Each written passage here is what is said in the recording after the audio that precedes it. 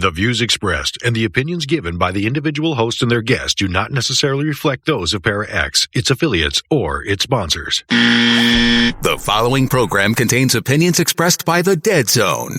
If you find this broadcast offensive, lighten up, candy ass. What? Oh my gosh. It's a radio show. Hell yeah! That's what I'm talking about.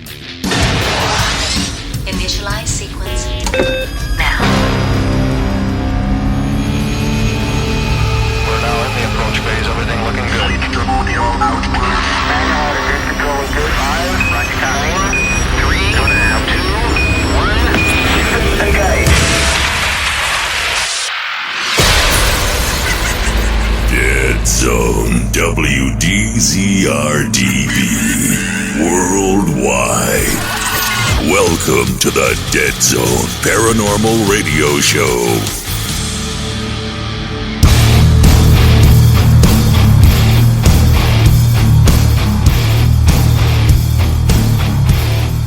August 23rd, Dead Zone Paranormal Radio Show. We've got a guest coming back tonight that hadn't been here for a year. Pat O'Keefe of Full Moon Caravan. Pat's an author, a medium, an EVP specialist, a paranormal researcher, and a good friend of the show. Now, the last time she was on the show, if you remember, if you were with us back then, she and I were talking about a birthmark, kinda, that I used to have. Everything's all white now, but on my sideburns, there was always a round white patch of hair, and she told me something that was interesting, and I was kind of intrigued. More with Pat later on in the show. Right now we've got Michelle's news, but before that, this one's Black Tractor, Devil's Waterfall. Crank it. Monday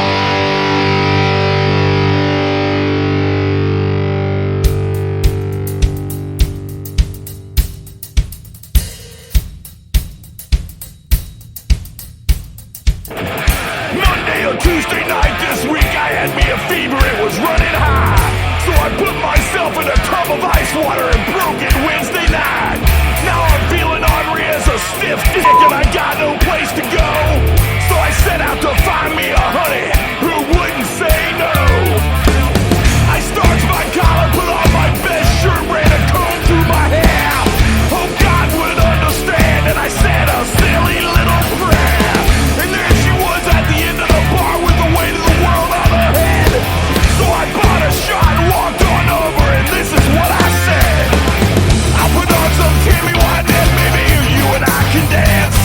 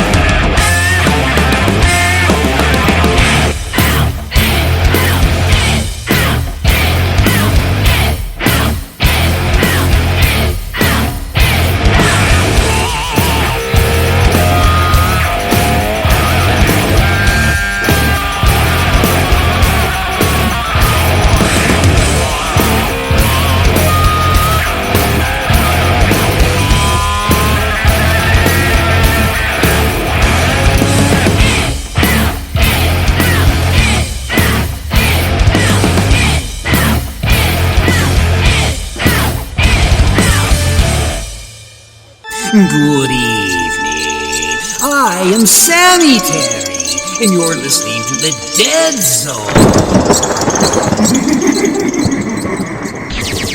Your source for everything paranormal, Para-X. Hey, this is Michelle. Join me Sundays at 8 o'clock Eastern for paranormal news and events. Paranormal news.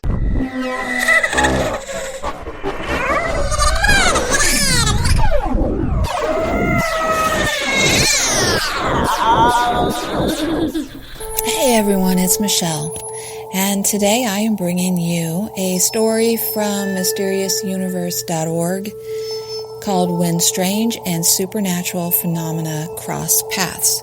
This was published today by Nick Redfern. Now and again, paranormal phenomena will cross paths with each other. For example, there have been sightings at Loch Ness, Scotland of large black cats, popularly known as alien big cats. Bigfoot creatures have been seen in the same vicinities as UFOs. You get the point. Over the years, I have come across more than a few cases like those above. There's little doubt, however, that one of the weirdest of all to come my way surfaced on October 8th, 2018. The afternoon was a normal one. I was working on one of my books, hoping to get a couple of thousand words completed. It didn't happen. Actually, there was a good reason for that. It was around 3 o'clock p.m., and I got a call from a man named Jeff Owens. He had been referred to me by a mutual friend and colleague in the field of cryptozoology. Jeff was originally from Austin, Texas. He was also someone who wanted advice, help even, concerning something that he had experienced 4 nights earlier. Jeff's job takes him on long trips, and the one he made on the 4th was no different. He was heading down to Edinburgh, Texas, where, coincidentally, I have spoken at the city's yearly out-of-this-world gig. Jeff was around 20 miles outside of the city when he was shocked by the sudden sight of what he could only describe as a real living pterodactyl. He said the monstrous creature had a long beak, bat-like wings that extended to around 20 feet, maybe even more, and red eyes, self-illuminating no less. The massive creature was only in view for a few moments, but it was long enough to see the beast. Before we get any further, a bit of background on these long-gone creatures is required, or in the light of Jeff's account, not quite so long ago after all. The staff of the American Museum of Natural History state neither birds nor bats, pterosaurs were reptiles, close cousins of dinosaurs who evolved on a separate branch of the reptile family tree. They were also the first animals after insects to evolve powered flight, not just leaping or gliding, but flapping their wings to generate lift and travel through the air. They evolved into dozens of species. Some were as large as an F-16 fighter jet, and others as small as a paper airplane. Jeff said the gigantic thing was gone in seconds, but even that was plenty of time for him to make out what he'd seen. Something strange happened to Jeff the night after the encounter down by Edinburgh. He was woken in the early morning hours by his phone calling. It was around 2:15 a.m., and he jumped out of bed worried that it was someone with bad news. It wasn't, thankfully. It was nothing less than the squeaking, static-like noises that pierced his eardrums, a classic phenomenon that often occurs in man-in-black type cases. Suddenly, the line went dead. Maybe around 20 minutes later, the same thing happened again. Weirder still, when Jeff got back to sleep, he had a vivid dream of a beautiful woman in black standing at the foot of his bed, dressed in a black robe and with very long black hair. In an instant, Jeff got the feeling that the woman was dangerous, almost predatory. Sleep paralysis prevented Jeff from moving. His heart thumped as adrenaline shot through his body like a tsunami hitting a beach. Jeff's room was quickly filled with a sulfurous stench. It took Jeff around 15 seconds to break the infernal spell. When he did, he was shaky, lightheaded, and clammy. He was sure it was no dream, but it was definitely nightmarish. The foul smell was there through the next morning. I told Jeff that seeing pterodactyls or pterodactyl-like creatures was actually not that rare, as strange as that might have sounded to him. I explained that reports of such aerial monsters date back decades, with a significant number of cases reported from the Texas-Mexico border. As for that woman in black, well, I explained to Jeff that the issue of cryptid creatures being connected to the MIB and the WIB was also not at all rare. I gave Jeff a rundown on the wave of Mothman encounters that descended on the people of Point Pleasant, West Virginia from late 1966 to December 1967, and how the MIB and women in black were seen lurking around the area, usually at night. The parallels between what Jeff experienced and what happened in Point Pleasant were near identical, a fiend in black and a winged monster with blazing eyes. I hope you guys enjoyed that story. I'm going to try to find something next week, hopefully that is a little more on the supernatural or the spiritual side of things. But anyway, I hope you guys enjoyed it. If you have anything that you would like to share with me or something that you would like me to find something about, if you're curious to learn about something, email me at michelle.deadzone@gmail.com. That's michelle.deadzone@gmail.com. Thanks for listening. Hello, this is Christopher St. Booth, and you're listening to The Dead Zone.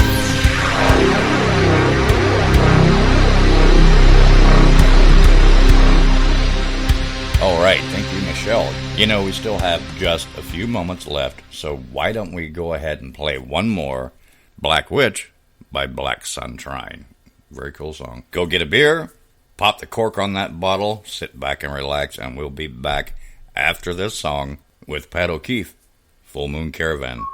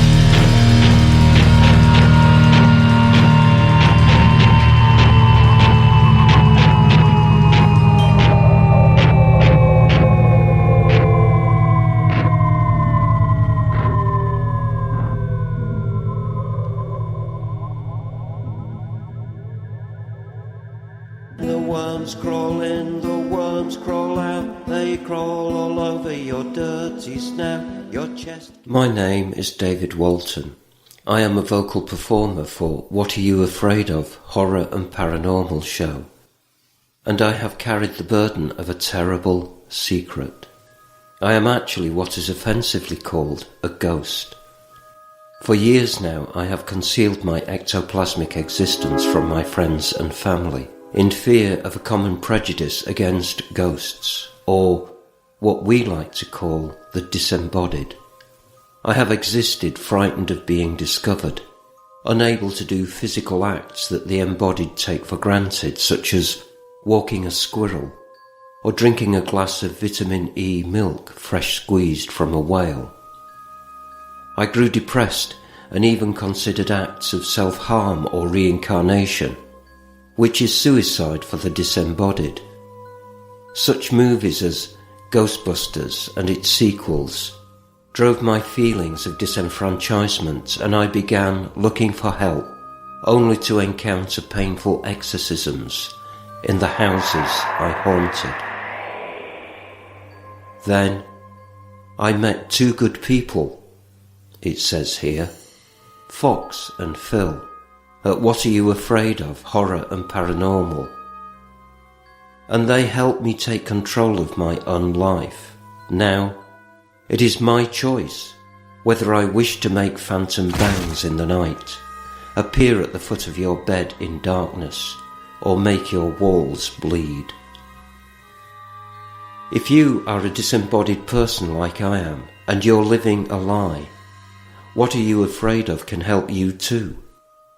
They are on at 9 p.m. on Friday nights at Para-X Radio, leaving plenty of time for midnight haunting activities, and can be found on all major podcast services. Listen to their paranormal stories, interviews, humorous sketches and horror fiction to know that you are not alone. And if you are a member of the embodied, don't forget, you are only a single heart attack or tumour away from becoming one of us. This is David Walton. See you on the other side, or as I call it, this side. And that is the end of a perfect day.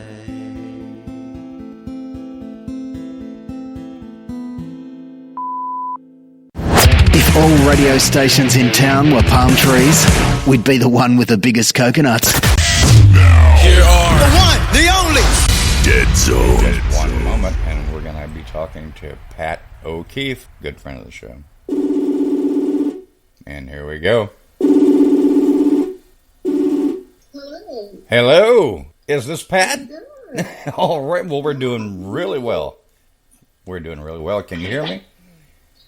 Yes, I've got you now. Oh, that's perfect. That is excellent. Okay, great. So it's been like a year since we've talked on the show here. We've had you guys on the show, you and your team, the Full Moon Caravan. Yeah, it's been a year. We've had some things go on other than COVID. Yeah, I know, right? And being who I am, I want you to know, Lee, I read in early January, probably the middle of January, about this little flu that was coming out of Wuhan, China. Yeah. And I had this vision, I swear to you, I've got witnesses, and it was like I was in the field, and I saw this rolling ball coming towards me, and it was just engulfed in food. And I told my husband, I said, we got to get ready for this. So, yeah, I've got 350 pounds of beans. Of beans, well. Let me tell you, honey, I became a prepper, like, instantly, Right. So, the good thing about beans, did you know this? And I read that this is true, that they found beans in the pyramids of Egypt, that if they would put them into water and leave them for like a week, that they could actually eat them. They'd probably taste terrible or like nothing at all, but you can actually eat it. So I'm like, okay, this is definitely going to last my lifetime. So. Oh my gosh. You're gonna contribute to the demise of the ozone layer if you keep eating beans all the time. No. Anyway, Well, I haven't had to start on them yet, Lou, but when you see something like that, it was like, ooh, this could get a little serious. And I guess for 23 million people on the face of the earth today, it is a serious issue. Oh, yeah. They've either survived it, many people have survived it, and they haven't had any problem at all. Some people, they say, CDC and WHO is saying that up to 40% of people, that's my dog. That's okay. I'm used to it. Yeah. Wait. Yeah, I know. That's all right. Aren't even showing any kind of symptoms at all. So who knows, But yeah, I've got beans and rice. Beans and rice. That's a good dish. That's a good dish. That's a real good dish. That's a real good dish. Yeah. I'm telling you, live on it. I lived on it when I was growing up. Right. Well, so did I. I'll always do. Well, anyway. What's been going on? It's been a long time. I know you've had your book out for a year now, right? Or do you have... Actually, this one was different. This is my 5th book, and this one was Tales from the Five Kingdoms, and it's a graphic novel. And what I did, I shot very cool. 10 to 11 hours in one day, and shot, I think it was 800 and some shots.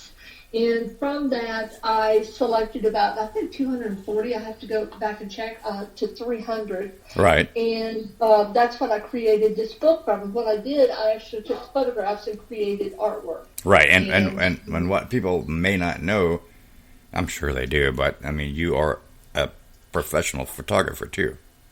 Right. Yeah, among everything else, yeah, but, yeah, you do that as well, yeah.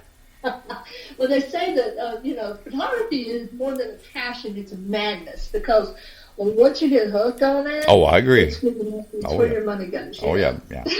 Yeah, a lot of things are that way, too. Yeah, like my wife might throw me out sooner or later because I keep buying guitars. That's terrible of me, but I do. Anyway, Keith's age, he would support me. Oh, let me tell you, Lee, I bought, over the past 2 years, I've been collecting, like, some of them go back pretty far, but say early 60s to 70s. Oh, the old cameras, yeah. The Takimer lenses. Yeah. I love the look that these lenses give, and they're all manual. All manual. Oh, yeah, they're beautiful. Beautiful, yes. Oh, yeah. Beautiful lenses. What they can do. And what I've done, I'm actually doing the last draft of the book. My editor is supposed to give me the changes tomorrow, and then I'll get that uploaded to the publishers, and it's gone, or to be published, and it's gone. And then my next project is I'm doing a documentary. It's my first doc. And okay. It's about Appalachian granny women and their descendants. Oh, okay. So you're creeping into the Ames boys territory right now. Oh, well. Yeah, all right. I mean, yeah, the mountain monsters, the guys that we hang out with. Ames team on Travel Channel, that kind of thing. Yeah, very cool. I'd love to hear more about that. Yeah, that'd be great. Well, yeah, the thing is that the descendants are still in these mountains. We tend to either, if we go away, we get drawn back, right? Right. So I want to preserve some of those stories about these incredible women, and also one of the things that I'm finding out as I'm interviewing people and starting to talk to people is that the magic, if you will, because there's magic in these mountains, that magic has been, handed down through the genetic makeup of ancestors. Yeah. And, these people, the newest generations, are showing signs of second sight, or the ability to heal, the ability to instinctively work with nature, herbs and what to stay away from, what heals. And in their hands, it really is magic as far as healing. So I'm really excited about that. Yeah, very good. Yeah. I mean, the old folk magic, old hillbilly folk magic, yeah, that I believe in that. I come from Arkansas. I'm not really up in the hills. I was more or less down by the swamps, but yeah. Right. Well, let me tell you, swamp magic is a very powerful magic also. Yeah. That's, no matter where you're at, there are people that connect to the earth and to sky and to the elements, and they can create healing from natural elements, and that's basically what what Appalachian Mountain magic is the same as what swamp magic is. Only they are able to work with the elements that are in their environment. That are available to them. Yes, exactly. Yeah. I mean, I've tried to do the, this is going to be off topic, I've tried to do the find the ancestry thing, and it just doesn't work because it stopped because they went up into the mountains and disappeared. Isn't that weird? Isn't that crazy? Talking about tracing your own ancestry back, how many generations were you able to go back? I'm saying my great grandmother on one side. She was a full-blooded Native American taken off the Trail of Tears by a family member. Cherokee, but it's just crazy. We're going off topic. I'll stop and let's get back on topic. I do this all the time. I'm sorry. Let's get back to you. Let's get back to you. No, I mean, and the thing is, I had an ancestry test, a DNA test, right? Yeah. And I know for a fact that I think she's 5 back. They gave her an English name, Sarah. And she was married to James Fletcher, my 5th back grandfather. And James Fletcher was revered enough among the Choctaw people that he was made a chieftain. Right. And which I know it blows some people's minds, but he was, because it was more common than you think. It was kind of like that Dances with Wolves stuff, right? Yeah. I've never seen that movie, but I heard it's good. I do? Okay. He actually signed the Treaty of Running Rabbit Creek, I believe. And his signature is actually online. I was able to trace it online. Yeah. Now, why is this important? Because he married a full-blooded Choctaw maiden, and her English name that was given is Sarah, so she was Sarah Fletcher, and we have a picture of her. Very cool. I wish I had that kind of thing. Yeah, I guess it was probably towards the beginning of photography, but anyway, there is a picture of her, and she is definitely American Indian. Yeah. Here's what's interesting. When I took my DNA test, I am 100% from the Celtic Isles. Very cool. Now, how did that? Well, I mean, it's immigrants, right? No, what it is, and because I started researching this, I'm like, why isn't my Native American blood not showing up? Right. And I found out what it is that Native Americans don't do DNA tests. They don't have to.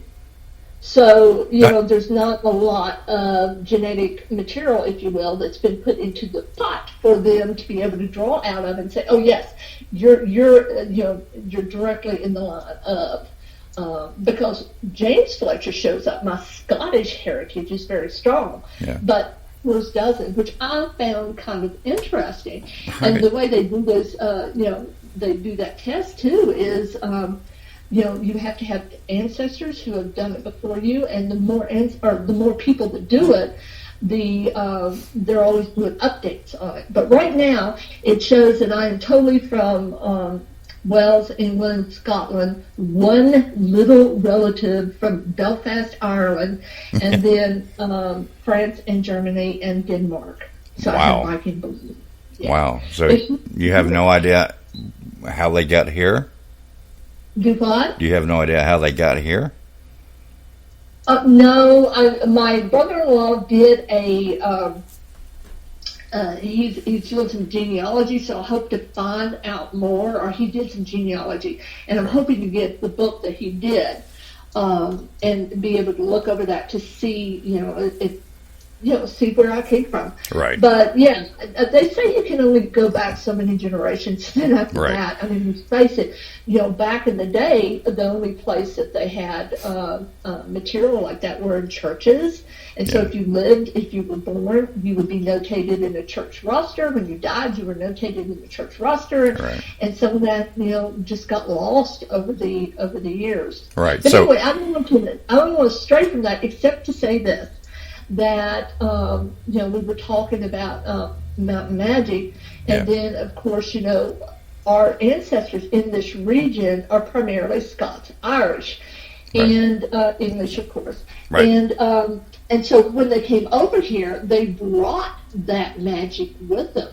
I mean, it wasn't something that just they walked into onto a mountain in West Virginia or wherever and said, "Oh, I'm home and now I feel the magic." I mean, this is something that they actually brought with them, which is to me fascinating. Yes, and we're not talking about black magic. We're talking about old folk magic. We're talking about healing. Yeah, we're talking about white magic. Yeah. Healing. Yes. Mm-hmm. Absolutely, healing.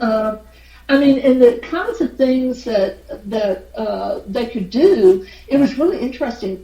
They had such a close relationship with spirit, and I say that in the universal spirit, God. Whatever name you may have, they had a very strong relationship with this energy, and they simply had this psychic gift, if you will, that was very open.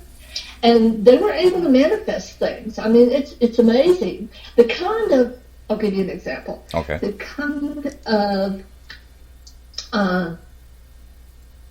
kind of mediumship that was common during that day, right, during the Victorian era.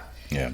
It was a kind of mediumship, we call it physical mediumship. Okay. Physical mediumship, there were mediums, it was so different than today, but physical mediums could actually elongate their body, like grow in height. They could levitate or have the table levitate off the ground. They did these physical things. There was one man in New York that could, he could actually manifest pins and buttons and stuff from his eyes. There was really? It was. I know. That's kind of crazy, right? Yeah. Wow. Yeah. Wow. But it was a different kind of mediumship, and that's my point. Is that things evolve, and this whole idea of healing evolves, and so what we did, as we know, is we had these women who were responsible for midwifery, which, if a woman was about to have a baby, in those hollers, in these mountains, it was a couple of days on horseback sometimes for a doctor. Oh, yes. Yeah. So who did they go to? They went to the granny woman. Yeah. And so she would come and she would birth the baby. Well, over the years, it became, how do I put this, a profession.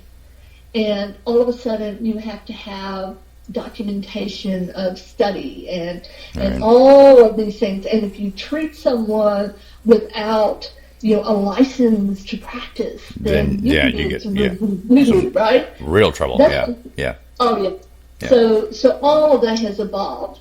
But there was also a magic. It's like there's a magic in these mountains, too, that even though they brought this knowledge and the spirituality that they have, the strong sense of God in their lives, they brought that to the mountains, but they also seemed to connect with the spirit of the mountains and the land and the air and the water.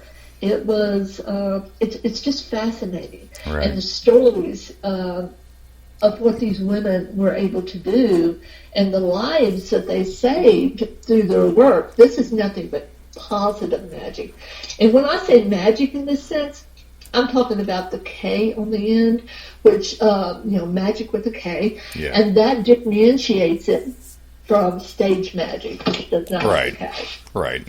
Yeah, not sleight of hand, not anything like that. Yeah. Are you familiar with what I did a piece of artwork a long time ago, along that same lines, on witches, there was one.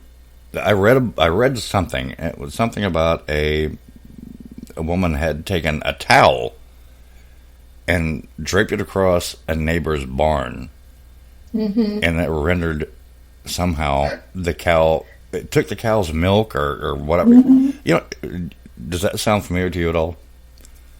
Oh, well, you know, hexing is a part of it. You know, this whole idea of, you know, being able to hex as well as to heal. And it's interesting that they both start with H's. Yeah. But, yes, and here's the thing. I'm going to be honest with you, and I tell people this, and since you've done some research on it, if the only way that I know that my great-grandmother was a granny woman is, number one, you know, tales of her helping others in the homeless, right? All right. But also because she, and I think I may have mentioned this last time, but anyway, I mentioned manifesting things. Yes. She wanted to reach. Back in those days, you didn't get an education if you were a woman in those mountains. I mean, school was free, but you had to buy the books, and so she couldn't do that. They couldn't do that. Right. Now, her husband had a 8th grade education, which was like, you know, practically a college degree during that time. Right. But she had nothing. So she prayed to God, and she said, God, if you let me read, the only thing I will ever read is the Bible. Yeah. And she prayed every day. And one day, true story, that woman got up, she picked up the Bible, and she could read it. And that is a very difficult book to read. That's the kind of, quote, magic that these women had. Right. And for the rest of her life, she kept her word to God. She never read anything but the Bible. That was it. Right. I often feel like that mountain magic and swamp magic, they have some kind of weird. I don't know if I'm right. I'm probably not. You know, but whatever. Tied to kind of like Wiccan, but not really. You know what I mean? Does that make sense to you? Yeah, it does. I call these people, okay, first, let me go back to my story just briefly, because the reason I said the only reason I knew about that, right, was because prior to that, and even during her lifetime, if you were a person who had certain gifts, you didn't tell people about those gifts. Oh, no. Unless you were 100% Bible-thumping Christian, right? And even then, a woman would not stand up in her church and say, I have the gift of sight, I am a prophet. That was reserved for men. Oh, yeah. And they got, and some were in trouble for that, too, right? Yeah. Well, it just, they could get into trouble, real trouble. And I'm talking about the trouble that could see you 6 feet deep. Because you mentioned this whole idea of witches. And some people think that these people are born with gifts and they're natural witches, which means they have instilled in them something that gives them more of a connection to God and God energy, which allows them to be able to connect with the land and the herbs and to heal. And you see what I'm saying? Yes. And to have this gift of sight and to do things like my great-grandmother did. And that is to be able to just manifest an ability to read one of the most difficult books outside of the law. Right. But it is, that's why I'll always cock an eyebrow. And I know that this is a personal bias, but when I hear people say, I'm a 7th generation psychic and witch, and I'm like, I don't see your great many. Remember that word you used, the witch? Right. Oh, yeah. And don't forget, now you would love to burn the witch. But in America, we like to hang the witch, and we like to test the witch. So nobody was volunteering for that gig. Nobody. Right. And it's really interesting because I've always had a theory that the natural witches never let anybody know who they were. Right. The only people, and I have studied the 1692 Salem witchcraft trials. Oh, yes. And I've read the documents, by the way, from those trials are online, or they were, through University of Virginia. Yes, and I think that's absolutely horrible what happened. It's horrible. Yeah. Those people were no more witch than anyone. No. They had no powers. Do you know who they were? They were women who either had men, they had PO their neighbor, and so they had one of the little munchkins that point at them and say, which, or they were a woman who did not have a man to speak for them and who lived on the edges of society and was just easy prey. Exactly. So they just did what they wanted to do to take their property, and that's it. It's gone. That was it. Yeah. That was it. Giles Corey, for those who do not know about Giles Corey, he was a man who was crushed to death. Yes. He was blamed to be a witch because I believe it was Sarah Proctor's uncle wanted his land. Yes.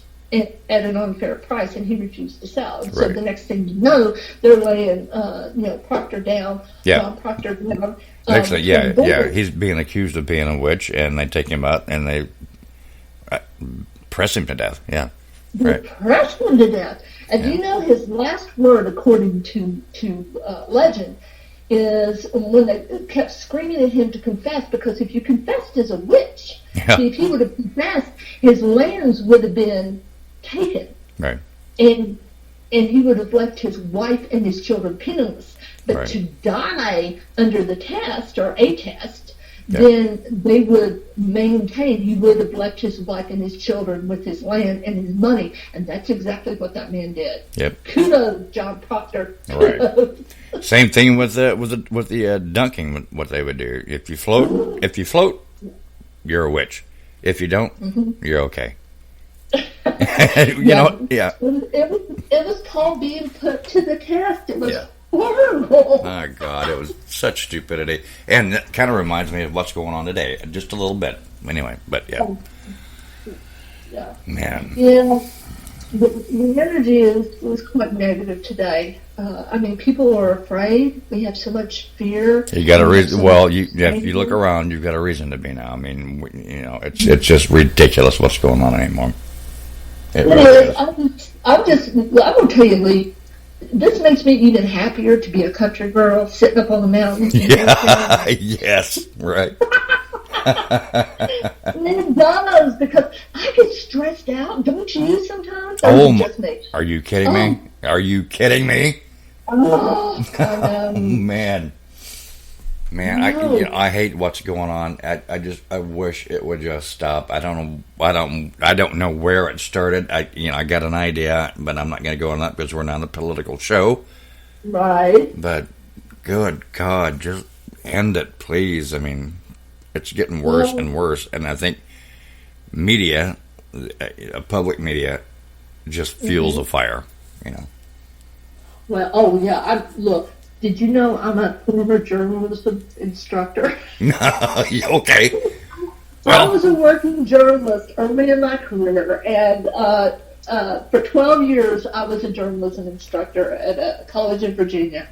And yes, and the thing is, though, I will tell you, the journalism in 1998 even is not the journalism of today. Oh, no. No. It's not. No. It's so bad. Now it's all about baiting. You know what I mean? Baiting for ratings.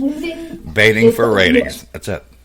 I know. They said that my mind just went blank, but they're a famous newspaper man. They said that his papers, and they would come to me, then his papers, you always knew the headline would be a naked screaming woman covered in blood and running. My God. Yellow journalism. Yeah. But, it sells, right? That's what they say. Whatever.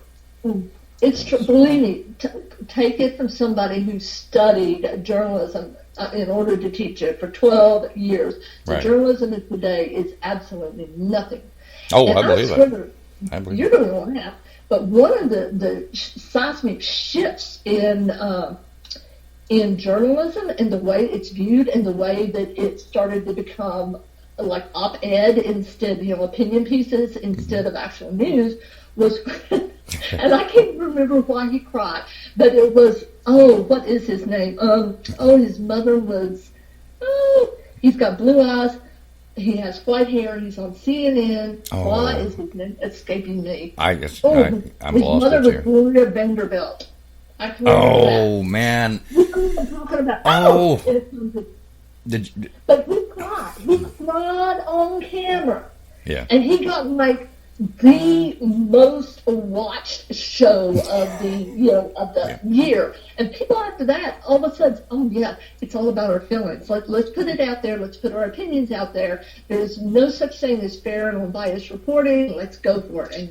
And here we are. Exactly. But don't forget, they're competing. They're not only competing with the ever empty news cycle. Think about that. There's this, when you're a reporter or an editor, you're looking into a spinning black nothingness, and you have to feel that every second. Absolutely. That's what I was saying. I mean, it's all about anything and everything, even TV shows. People think they're real. They're not. They're bull crap. I mean, every show you see is crap on some of the networks we're going to not say, but that's all it is. It's ratings. They're just trying to get ratings. That's it. Don't forget what I was going to say, not only because they've always had that, right? Oh, yeah. That influence that they have to fill. But here's the deal. Now you've got citizen journalists who are your competitors. You can't beat. Look, there's a human being everywhere at every second. So how in the world is your small newsroom or even large newsroom, how are they going to compete with that? They can't. No, unless you go out and make it yourself. Well, and then you have to be everywhere at once. That's the thing. Yeah. See? Yeah. And everybody has a cell phone. Yeah. So now everybody is a citizen reporter. I mean, it's fascinating. And even in China and places like Iran and Iraq, I mean, people are arrested all the time because of citizen journalism. Right. And they're busted, for leaking the truth to the outside world. So, yes, it's a threat not only to, the competitor of mainstream news, but also to the countries that are dictatorial or just they don't play that freedom of information game. Right. Let's put it this way. Well, it's like I told one of the guys in the back, one of our printing guys, that we were talking about that, and it comes down to, in my opinion, I'm going to say this, in my opinion, it comes down to the fact that you don't know what the hell's going on, and you're not going to know what the hell's going on because you're going to be told what's going on. It's up to you to believe it. You know what I mean? No one tells you the truth. It's all crap. And the crap is going to hit the fan pretty soon. I guarantee you. Yeah. I mean, I think it already has. No. Wait. Like I say, we're not a political show. But wait. Just wait. What's coming up? You know what I mean? I hate that, and I wish it would just stop. But it's not going to. Not anytime soon. Anytime soon. Okay, so back to the paranormal. Yes. All right. Okay. Before we move on from my new book, listeners, do you have any questions about the fairy world? That's one of the things that I had to research before. I. Well, to be honest with you, we're going to run out of time here really quick. But in my office, right next to me, I have here. Let's see if you can hear this. Can you hear that? No, what is that? That is a string of what do you call them? What are they? Fairy stones? How cool is that? I've got 1, 2, 3, 4, 5 on a string right here. I love these things, man. That's right. Well, don't forget to leave a little offering out for the fairies. I mean, it will draw them. Right. I do love those things. And also I have like a handful of wishing stones, too. Oh, I like that. I'm telling you, the natural world, everything vibrates at some sort of vibrational level. And, stones, crystals, there's a reason that they use quartz in watches. They oscillate in some cases. Yes. So everything is alive. Divine energy is in everything and all of us. Right. I saw one post that said they were talking about quartz crystals. They vibrate so much that they're not really solid. They're liquid, but you can't tell because they vibrate so much. I just thought that was funny. I thought, okay, I don't know where you get that info from, but that's really cool. That's really cool. Well, here's the thing, and this is for your listeners too. I know that science proves so much of the paranormal already, and as we go along, science will prove more. But listeners, if you have a coffee table or if you're sitting on the couch, understand that there's more space between the atomic particles that make up that couch, more space than the actual atoms that make up the couch. Right. And what do neutrons and protons do? They oscillate. Yeah. Everything is an illusion. Mind blown. Right. Amazing. All right, I hate to do it, but we're going to have to go. I want to have you back. I will be happy to come back, Lee, and be a guest. It's always an enjoyment, and I just like to say I appreciate your listeners too, and thank you for having me. We love you, and we hope this crap ends soon so we can actually see you again. You know what I mean? I know. I miss you and Michelle. Yeah. We'll have to do Expo next year. Absolutely. Okay, before we go, is there anything you want to say?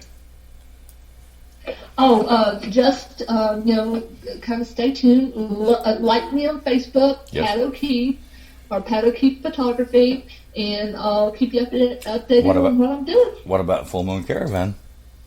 Oh, yes. And, well, you know what it is? We can't go out now. And so we've been stuck home. A Full Moon Caravan. Yes. I'm part of a caravan of psychics and mediums, and we do a lot of, paranormal events and a lot of readings and that sort of thing. But unfortunately, COVID has struck. Absolutely. And I'm hating COVID. Yes. So we're hoping, I'm hoping that this is going to be like the 1918 flu, and we start seeing it disappear by next summer. That's really my wish and hope. I hope, Lee, that I can help manifest that. Absolutely. All right. All right, guys. Pat O'Keefe. All right. Bye-bye. Bye.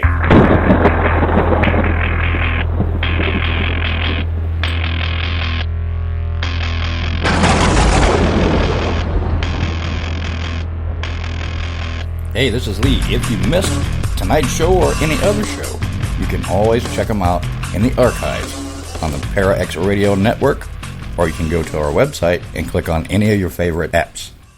Well, we didn't get to what I wanted to talk about for a while, the birthmark thing, but that thanks to me for my, as always, ability to take one story and just run it right off the tracks and come back again. But rest assured, we will have Pat back. She's such a sweet lady. Go check out her website and Full Moon Caravan. Hopefully, once the quote-unquote pandemic ends, we can have the crew back and it can stop me from being me. If you've enjoyed this episode, share it with your friends. Millions of people are affected by the Para-X bug. I realize that it is something that will stay with me for the rest of my life and long into the afterlife as well. If you have the Para-X bug, there is hope. With a nightly visit to the Para-X website and intensive past life regression therapy, I can control it.